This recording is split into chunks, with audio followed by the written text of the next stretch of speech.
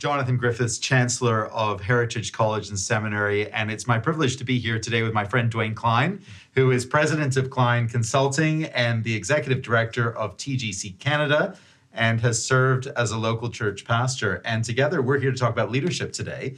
And I know Dwayne has given a lot of thought to organizational leadership and to church leadership, and I wanted to talk about that, because I think we're facing real challenges with respect to leadership in the church, particularly in Canada, but I think it's a broader phenomenon than that. We don't have as many people stepping forward for leadership as we know we need. And many folk who are in positions of church leadership, pastoral leadership, are looking back and saying that they felt they weren't prepared for some of the leadership challenges that they're actually facing. What's your perspective on that, Dwayne, and what do you think maybe are some of the solutions too? Yeah, thank you, Jonathan, and great to be with you today, and great to be here at Heritage College and Seminary. Leadership is something I've spent a lot of time thinking about. In my early years of ministry, when I first started pastoring, and I realized I was a bit different than some of my peers. Many of my peers were shepherds, and this is similar to you, Jonathan. I realized that wasn't my gift. I'm not saying you don't have gifts in shepherding, but I didn't. My gifts predominantly lied in preaching and in leadership. And so where many of my friends were preachers and shepherds, I was a preacher leader. So early on, I had to figure out, what does it mean that I have these gifts in leadership, that I can cast vision, that I can operationalize it, and that I love to lead. And so early on, I started to think through, what books should I be reading? How should I be developing this? And then how do I develop leaders within the congregation? I think one of the gaps that many organizations and many congregations have is we're not thinking about how to intentionally develop leaders. We think about other things that we might be developing. How do you develop people for prayer, which we need to do, evangelism, which of course we need to be doing, doctrine. But we're not often thinking about how to develop leaders. And our churches have leaders. Our organizations have leaders. We have people that are running ministries. They're assisting with all kinds of operations of a church or an organization. So you need to be thinking about, how do we train them? What does that look like? And how do we train leaders in a way that it's both for their soul, because soul care is something that often we think through, but also operational. So some of the things that we did years ago was we started to think through, how do we develop leaders as a priority? So as I was reading through scripture, you come to Ephesians 4 and you realize that as pastors, apostles, evangelists, teachers, that God's called you to prepare his people for works of service. So equipping people is something that's really important. And so one of the things we want to do is say, how do we equip you? What does that look like? And I'm sure you've done some of that over the years. We've done a bit. Right? Thinking about, how do we equip people well? I know it's a passion for yours even here at Heritage. Because one of the things I really appreciate about your leadership here is, in my 7 years of doctrinal training, 4 years in a Bachelor of Theology, 3 years in a Master of Divinity, I only had one course that touched on leadership. Right. And only in one night of that course was leadership talked about. And it's just not thought about that for the rest of your life, you're either in board meetings or in elders meetings. You're just constantly working with leaders. And so I know it's a passion of yours to think about, how do we do this well? How do we train well? Well, it is a passion of mine, and it's become a passion of mine because I've seen the need for it. Right. And, you see the need for it when you're thrust into positions where you need to lead, and you recognize that maybe no one's spoken to you or taught you or coached you in how to lead. Right. And it's a real need. And I think a lot of pastors find themselves in that awkward position of suddenly having leadership responsibility in sometimes large and complex organizations on a human level, and not really having been prepared for it. And I want to get into that a little bit. I am interested in the phenomenon which I'm detecting, and maybe, I don't know if you're seeing this, but young people, young men in particular, with interests in ministry, not actually having the appetite to lead. In fact, shying away from the leadership, which feels to me like a bit of a generational shift, because I think in my generation, former generations, earlier generations, there was this appetite to lead. And it feels as though many have almost been scared off public leadership within the church and in other realms too, but within the church. Are you seeing that? Are you sensing some of that? Constantly. And I think it's some of the social media impact that we have, where leaders can be attacked from every side. Whatever decision you've made is wrong. I think it's also going through COVID, like some of them watched us walk through the COVID years, where it just felt like every leader. So I was involved in healthcare at the time, with volunteer boards I was on, a couple of other provincial boards. So it wasn't just, in terms of the Christian faith life. Right. every leader felt like whatever decision I'm making is wrong. And we're constantly under pressure. And it was just a leadership crisis. No one wanted to be in leadership then. And those of us that were in leadership were like, how do we lead well through this? So there was a group of people that just, their organizations and churches fell apart through it. Absolutely. Because they weren't able to lead well through it. And I think some of these younger pastors or people emerging in ministry saw that and said, I don't want that. Yeah. I don't want people shooting at me. I don't want that the people, on the right of this issue are shooting at me and the people on the left of the issue. Whereas I would say if I'm going to get shot at both sides, I'm probably doing a good job. Yeah, there you go. Probably somewhere in the middle there. But I think that has become something that's challenging is they've seen leaders attacked. More than likely, they've seen people who are taking the word and exegeting it attacked, expositing it. Absolutely. And so because they've seen leaders attacked, like, I'll exposit, but I'm not going to lead. Yeah. But they don't realize that though the church isn't a business, there's a business part of the church. You have a budget. You may have staff. You have to think through plan to protect in children's ministry, insurance. Like there are just parts of it that you need to be thinking about and how you do that well. And so these younger people need to be thinking about how can we be trained for that? When we were training people for leadership, we would do a couple of things. We would do some things around, how do you have a strong relationship with Jesus? So what does it look like that as a leader, you're nurturing your walk with God? And then we'd also do some nights where we'd say, hey, in a growing church, as our church was growing, how do you recruit volunteers when you're a ministry leader and you no longer know everybody, right? Right. No longer single cell. And so both are true. I think the one group that's emerging now really wants to focus on the early portion of that. How do you care for your soul without thinking about the fact that there are some leadership principles you need to apply to a growing church? Now, when people haven't taken hold of those, haven't learned them, haven't been helped in them in preparation for pastoral ministry, where do you see things going wrong for church leaders when they don't lead well? How does it start falling apart, and what are some of the symptoms of it? Yeah, so often things start falling apart when they have ministries that are running cyclically that should actually they should just say it's time that this ministry's done. But they can't go to the people that are running it courageously and say, this should be finished.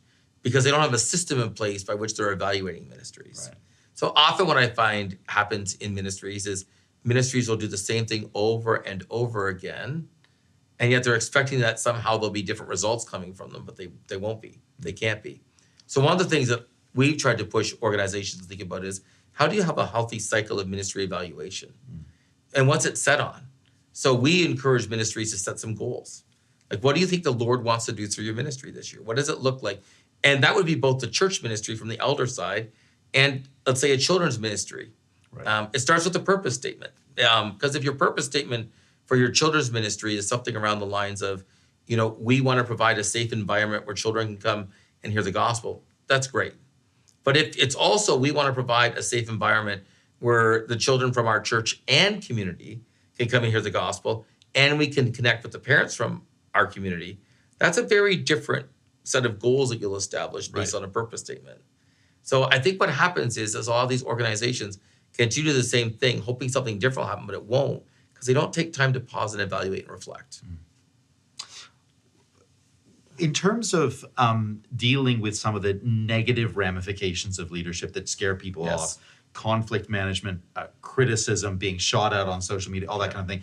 Now, I know you, Dwayne, you've got a pretty robust personality, and you don't mind being shot at from both sides. I know that. You said that. How do you get to a place of being able to manage that and deal with it? Is it just personality, or are these things that you learn as a leader? You need to learn them as a leader. Yeah.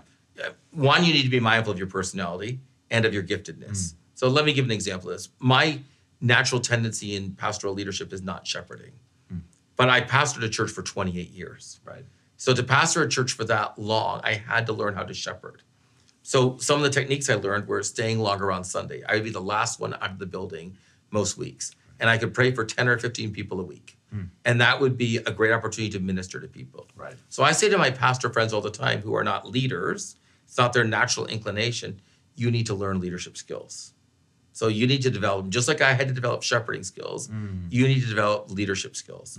So 2 or 3 times a week, 2 or 3 times a year, you should read a book on leadership. Right. It should just be part of your diet where you're reading books on leadership, so that you're digesting them. You should be talking to people who lead well. So in my early years of ministry, I went to someone who's very familiar in our circles, John Mahaffey. Yeah. I went to Johnny, who was pastoring Morning Star at the time. It was a growing congregation. And I was 23 or 4 years old. I said to him, would you let me learn from you around leadership? And he said, come to our staff meetings. So I came to a couple, watched them lead. He'd take me out for lunch. We'd talk about it. I did that 2 or 3 times a year. And it was incredibly helpful. And I would say to leaders, seek someone else who seems to be just a bit further down the line than you, who's leading well, and ask them for lunch. Yeah, take them out for lunch, pay for them, ask them some questions, create your 5 questions. Or in the email of invitation, let them know what you want to talk about. Let them think about it, and then pick their brain. What about the seminary? I mean, I'm interested in the seminary. We're sitting here in a seminary building. We recognize that the seminary has a role to play in this, has a part to play, and maybe could step up a little bit more, honestly, with respect to this. What advice would you have for me, for us here at Heritage, in terms of helping pastors get ready to lead? Yeah, I think as part of our formal education in preparing for ministry, there needs to be a trajectory, whether that's a few courses, a course on leadership. So what does it mean to lead well? And to be thinking about how people lead well. So I think leadership needs to permeate a number of courses, but then I think even having some that are offered specific to leadership will be incredibly helpful. And it could be everything from just the nuts and bolts of ministry. I remember years ago, some of my friends who were leadership adverse really attacked Rick Warren when he wrote The Purpose-Driven Church. Right. But one of the things I appreciate about Purpose-Driven Church is just how intentional it was about leadership. Right. And so we need to be thinking about how we do that, because there's a number of things that we often don't consider that we should be in leadership. And often there's small fixes. Right.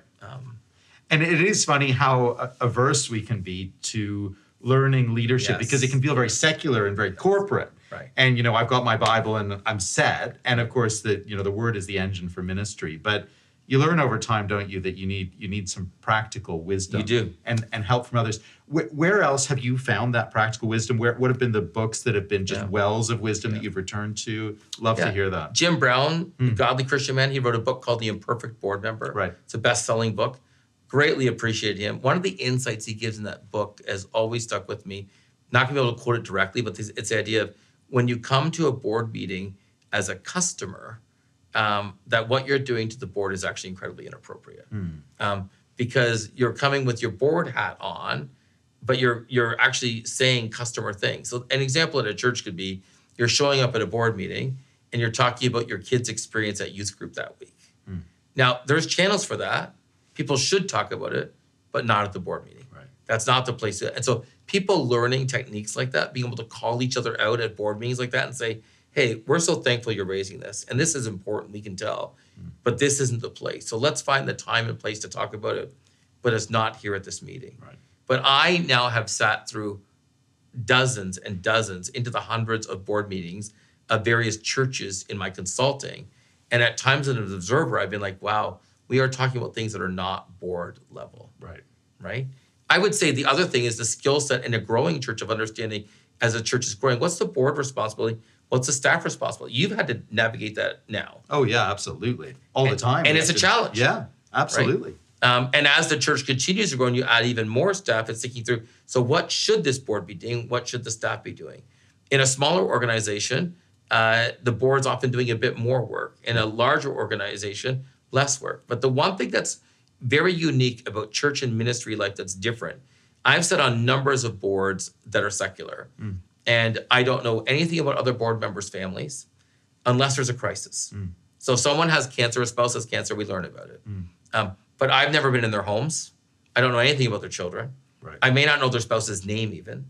That is not true in church life. Right. In church life, when you're in leadership, you know their families, you know their children. They're in your home. You're in their home. Right. You may, through leadership, become friends, even vacation together. Right? Not that these are the friends you bring on the board, but being on the board does seal and cement some friendships. Yep. And navigating that is challenging because you're now when you're dealing with board issues or you're dealing with issues of staff, these are families you're thinking of, not just a person. Right. And that makes all the difference. All the difference. Well, Dwayne, look, we appreciate your leadership so much, and we appreciate your encouragement for others in our leadership as well. So great to be able to talk together, and thank you for your time today. No, great to be here, Jonathan. Thank you for having me. Thanks, Dwayne. Thanks for tuning into today's podcast episode. Something new is coming. Real conversations, timely questions, and gospel-centered thinking. Watch for our new podcast, Landing Fall 2025. Stay tuned.